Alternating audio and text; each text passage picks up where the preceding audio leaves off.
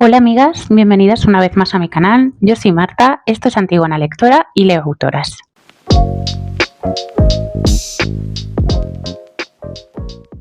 En el vídeo de hoy vengo a hablaros de 3 libritos de no ficción que he leído durante el mes de julio y han sido 3 libros que he amado muchísimo.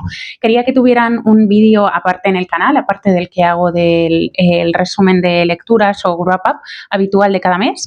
Y bueno, como son libritos que se salen un poco, dijéramos, como de lo convencional en cuanto a novela y que es un tipo de libro que igual a la gente le parece como más tedioso o un poco que le da como más pereza, ¿no?, animarse a leerlos, pues vengo a traerlos en este vídeo para que os los anotéis en vuestra lista de deseos porque son maravilla pura.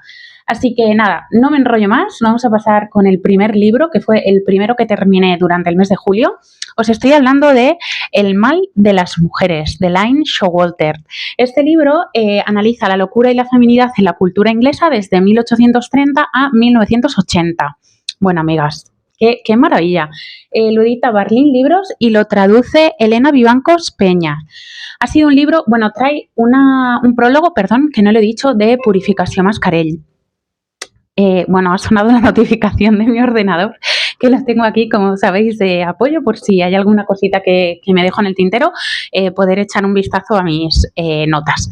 Entonces, ¿de qué va este libro? Bueno, pues este libro empieza haciendo como un análisis, ¿no? Ella se centra, o sea, la autora ha querido centrarlo como en la cultura inglesa, porque al final hablar de locura y feminidad, pues podíamos extrapolarlo a cualquier país, cualquier sociedad, cualquier cultura, porque ha sido como una etiqueta en la que se nos ha catalogado desde siempre a las mujeres cuando no hemos encajado en la norma, ¿no? Pero ella decide como centrarlo única y exclusivamente en la cultura inglesa. Entonces, la autora lo que hace es un análisis de cómo la psiquiatría ha tratado a estas mujeres a lo largo de la historia, ¿no?, las evoluciones e involuciones que ha tenido esta ciencia, qué es lo que se consideraba locura, ¿no?, y por qué durante todos estos años, ¿no?, o sea, prácticamente desde finales del siglo XVIII hasta pues mediados, finales del siglo XX, las mujeres, ¿no?, han sido mayoritariamente catalogadas dentro de esa etiqueta de loca o locura, ¿no? Y por qué tantas mujeres han sido encerradas en instituciones psiquiátricas bajo determinadas diagnósticos médicos, ¿no?, que patologizaban conductas que muchas veces eran normales, pero no aprobables, dijéramos, por la sociedad de la época, ¿no? Entonces, bueno, empieza un poco con el victorianismo psiquiátrico, contándonos un poco cómo se trataba a estas mujeres, ¿no? Es cierto que durante estos años hubo como una tendencia a intentar, entre comillas, humanizar un poco a estas pacientes, ¿no? Por lo menos el trato que se les daba, ¿no? Pero ese, dijéramos, humanización estaba hecha desde una visión como muy patriarcal, ¿no? Como además muy paternalista. Entonces estaba como muy asociado a lo moral. Conforme evoluciona y pasamos, dijéramos, a la segunda, o sea, esto tiene 3, dijéramos, como grandes bloques, ¿no? El victorianismo psiquiátrico, el darwinismo psiquiátrico y finalmente el modernismo psiquiátrico, si no me equivoco. Entonces, en el segundo bloque, ¿no?, dijéramos, lo que vemos es que hay como un auge por parte de determinados movimientos sociales.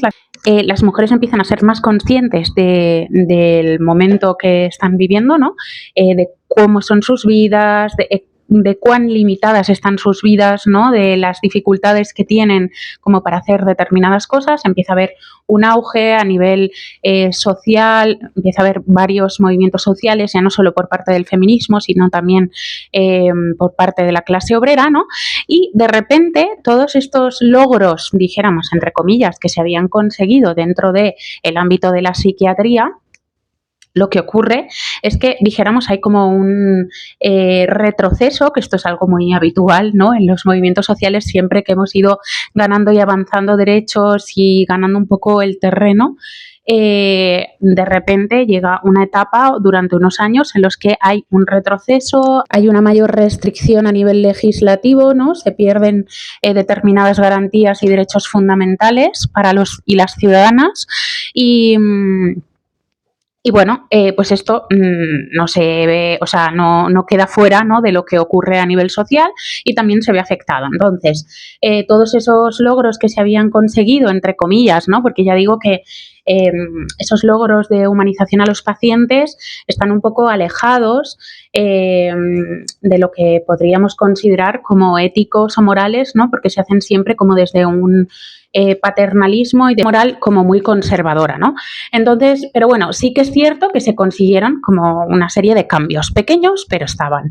Y entonces hay un retroceso porque aparece el darwinismo psiquiátrico, ¿no?, o determinismo, y entonces ellos empiezan a abogar por una serie de teorías biologicistas en las que dicen que, bueno, pues hay una serie de diferencias en el cerebro de las mujeres y de los hombres, ¿no?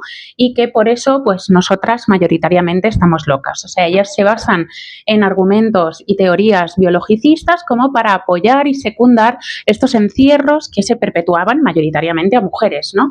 Entonces empieza a haber como técnicas y praxis muchísimo más agresivas y más violentas hacia las pacientes mujeres, ¿no?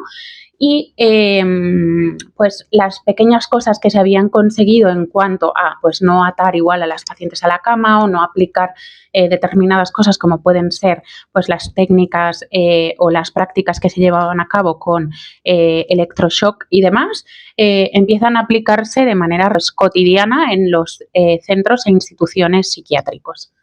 Entonces, la última parte, dijéramos, de este libro sería, os estoy resumiendo muchísimo porque es un libro, o sea, con muchísima información, súper bien documentado, está muy bien documentado, pero bueno, para que os hagáis una idea más o menos de lo que os vais a encontrar.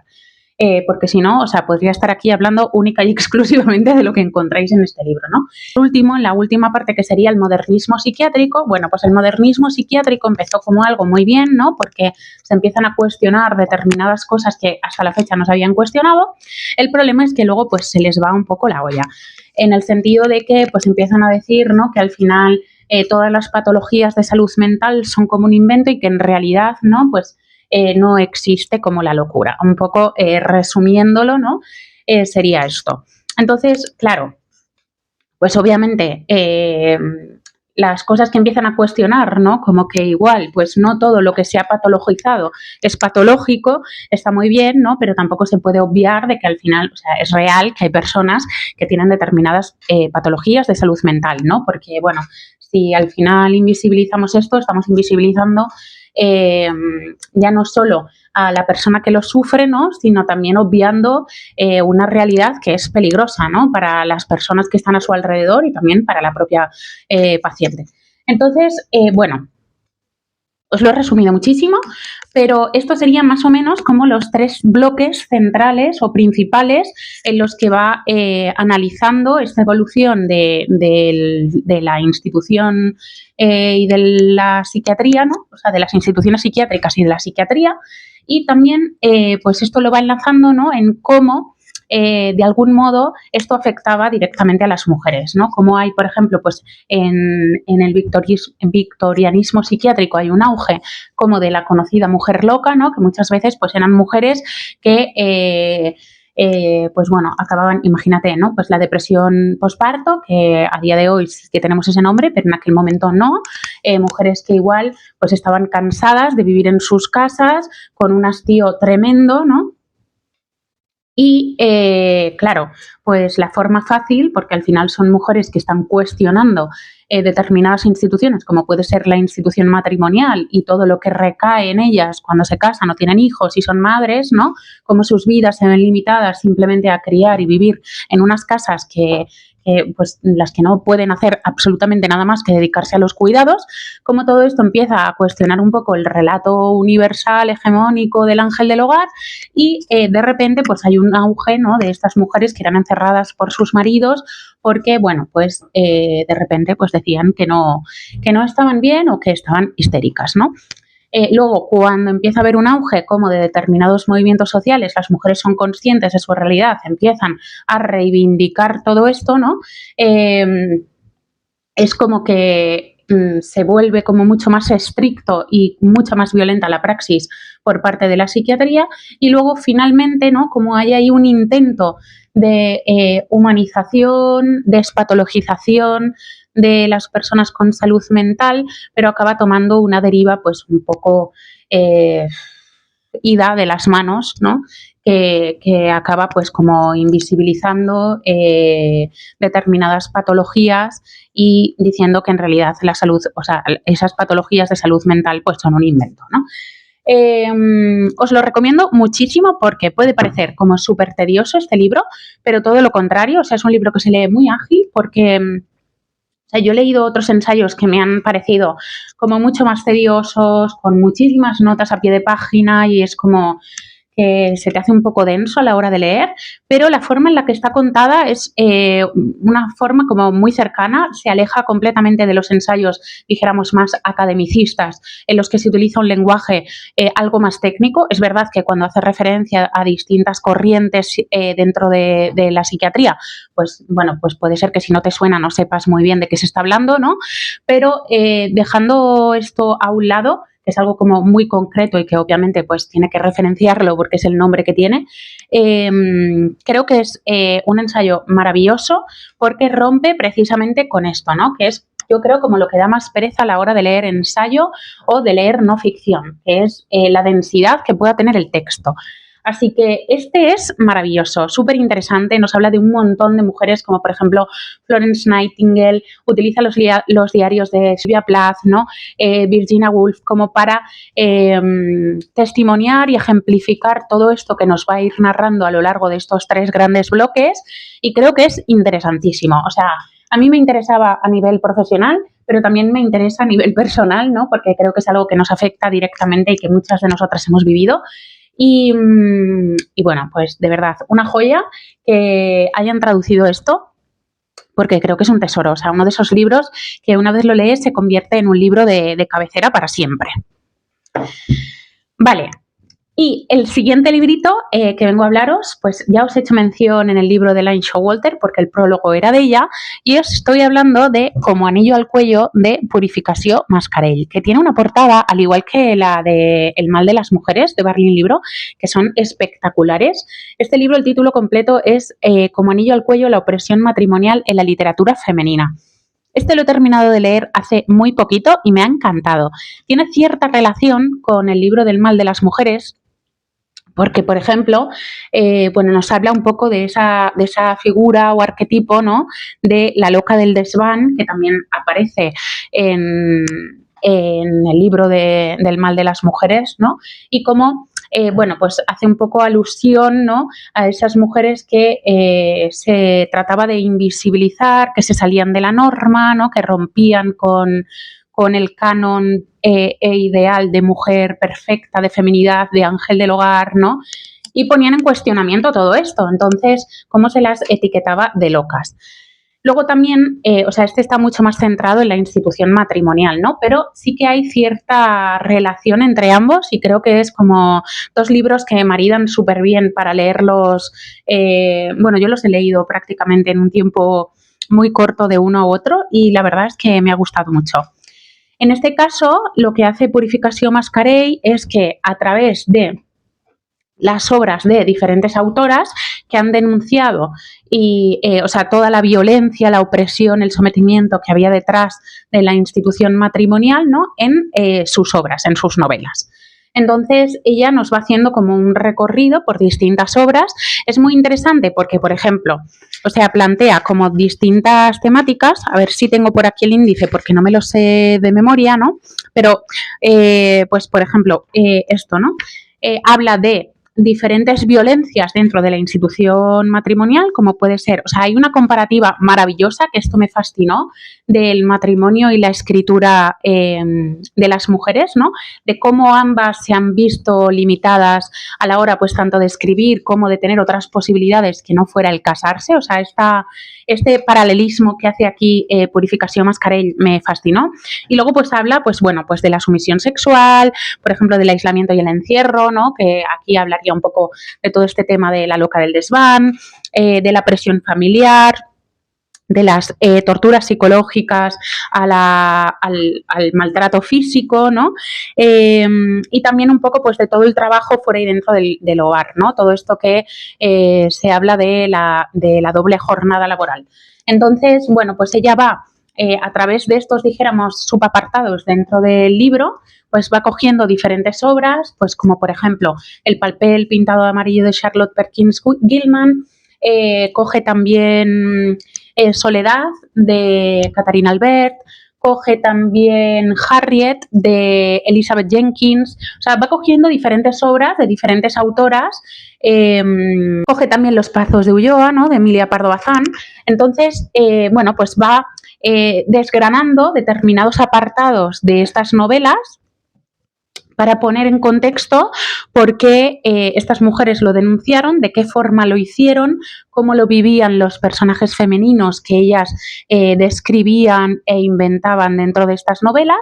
Y con todo esto va construyendo, o sea, un libro maravilloso, también muy fácil de leer. Esto es algo que también me ha gustado muchísimo, y es que ambos ensayos rompen por completo el lenguaje academicista. O sea, a mí creo que es una de las cosas que más, no es que me moleste, porque al final sabes que es ensayo, que van a tener otro tipo de lenguaje y que obviamente está planteado por y para la academia, pero creo que lo interesante de los ensayos es poder escribirlos para que aquello que tú quieres hablar y que tú quieres trasladar, que es un conocimiento mucho más teórico, pueda llegar a cuanta mayor gente posible, ¿no? Porque al final muchas veces tengo la sensación de que los ensayos están escritos por y para quien los escribe, ¿no? Como para demostrar la cantidad de conocimiento que tienen, y es algo infumable.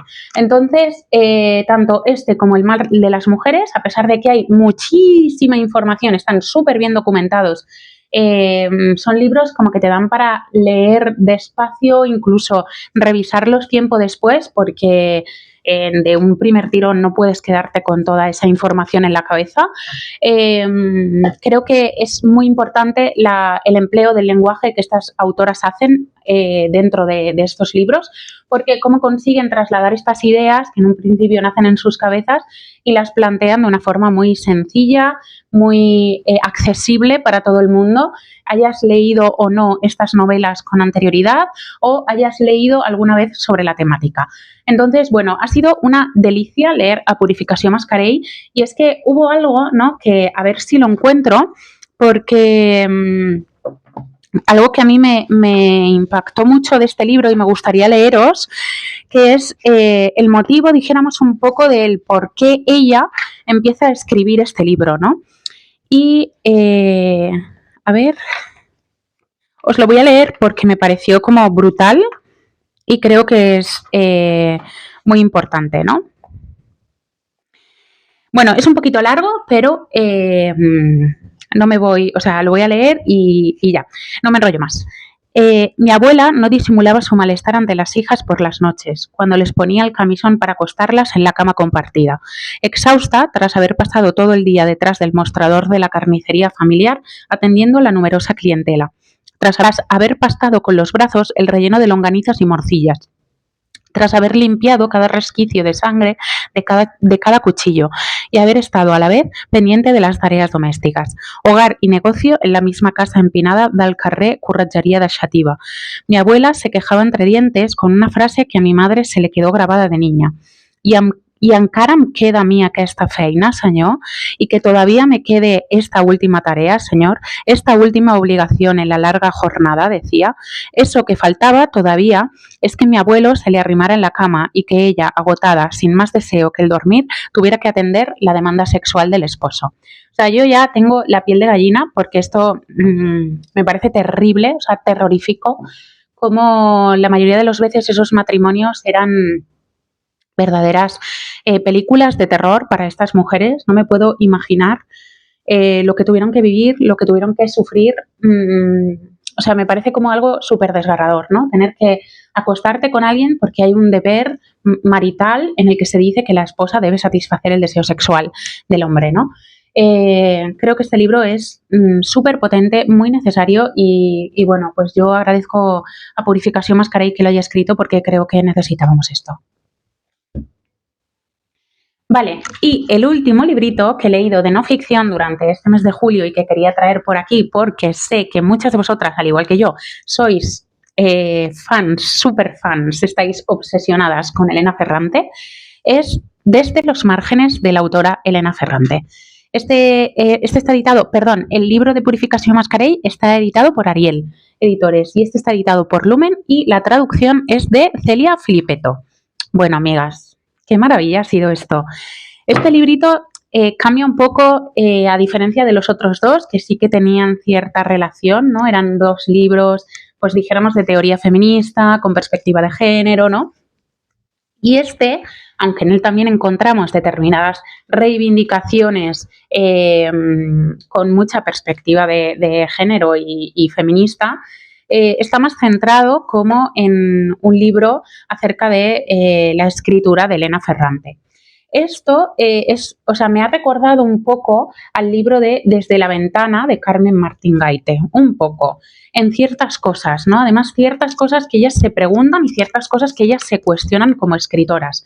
Y es que esto también son una serie de conferencias que ella dio, creo que eran conferencias, al igual que el de Carmen Martín Gaite, ¿no? Entonces, pues han sido transcritas.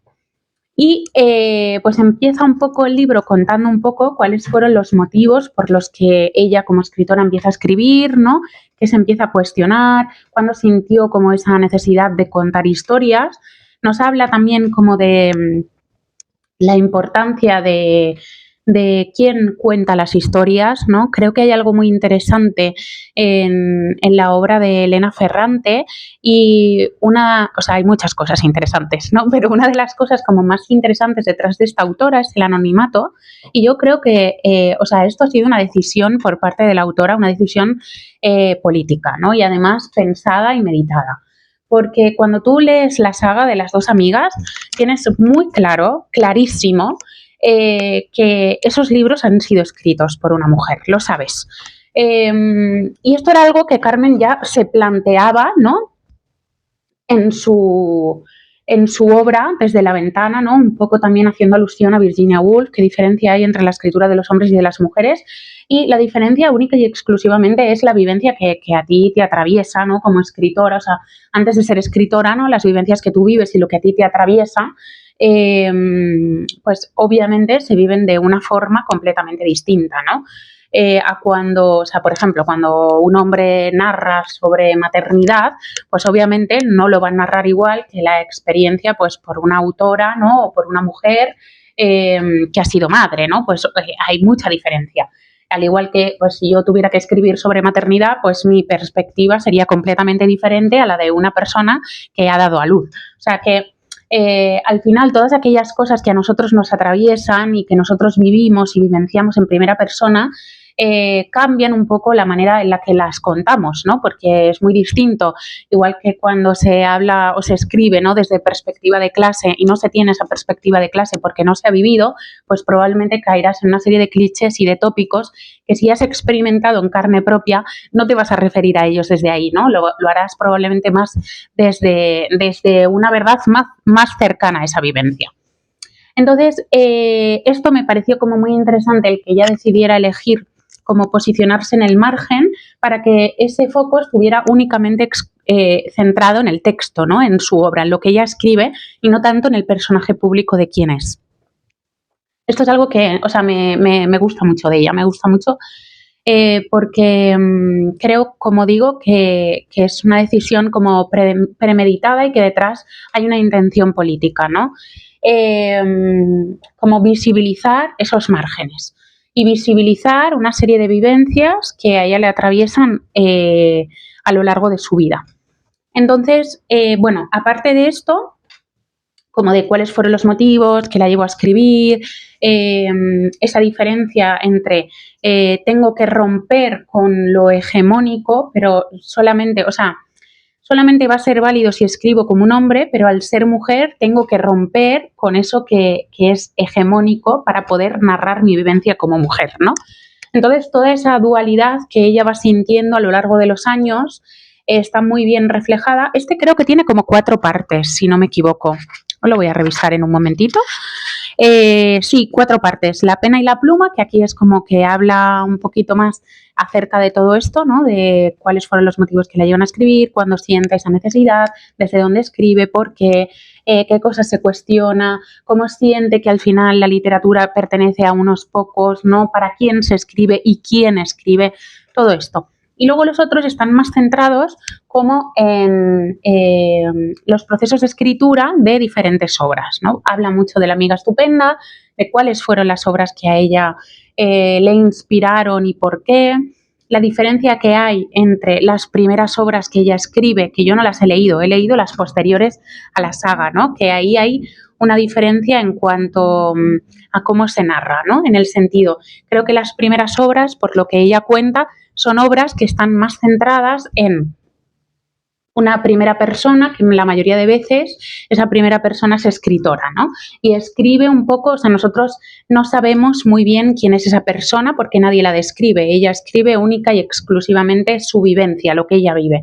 Sin embargo, con La amiga estupenda ya hay como una ruptura porque ella escribe para que, o sea, un poco como te cuento mi historia para que tú me cuentes la mía, ¿no? En el sentido, a la hora de narrarnos, cuando nosotras nos narramos, cuando le narramos a la otra, ¿no? De algún modo nos estamos narrando de manera colectiva, ¿no? Un poco eso es lo que yo extraigo de esto que ella se refería, ¿no? Hay como una intencionalidad de una búsqueda, de un interlocutor, de cómo nos construimos a través de la otra, ¿no? Y siento que hay un poco de esto en la obra de Ferrante, en la saga de las dos amigas, en el sentido, ella escribe su historia y nos cuenta la historia de Lenú, siempre desde los ojos de Lenú, pero ella en realidad nos está escribiendo porque quiere escribir la historia de Lila. Ella quiere que Lila permanezca, ¿no? Que no desaparezca, quiere que esté ahí, que esté presente. Entonces la trae, ¿no? Un poco yo cuento mi historia para que tú me cuentes la mía. Me parece como increíble, o sea, muy bonito, ¿no? Creo que también refleja muy bien lo que trata de hacer un poco Elena Ferrante con esta amistad que tienen Lila y Lenú, ¿no? De, bueno, pues al final algo que nos pasa muchísimo a las mujeres y es cómo vivimos y es esa necesidad, ¿no? De contarnos, de abrirnos, de esa intimidad, de contarle a la otra, de entender a la otra, ¿no? Y creo que esto es algo que también se refleja muy bien en la saga de las dos amigas y en esa amistad que tienen Lila y Lenú. Me ha parecido, o sea, un libro maravilloso, de verdad. Habla de más obras suyas, ¿no? También menciona, creo, La vida mentirosa de los adultos, que este sí lo he leído y también es un poco, ¿no? Cuento mi historia también para que tú cuentes la mía. O sea, como que no son individuos que están solos y narran en primera persona, sino que también narran un poco a través de lo colectivo. Entonces, bueno, si estáis completamente obsesionadas, como yo estoy, y sé que muchas lo estáis, con Elena Ferrante, la saga de las dos amigas, y queréis continuar leyendo a la autora, pues creo que este es un libro muy guay, porque ayuda a contextualizar un poco determinadas cosas, qué fue lo que le inspiró, por qué decidió contar, pues en la saga de las dos amigas, romper un poco la dinámica de las obras que estaba escribiendo anteriormente, por qué elige dos amigas como protagonistas principales, en qué obras se inspira, ¿no? Qué referentes ha tenido ella como escritora para luego pues desarrollar sus propias historias, ¿no?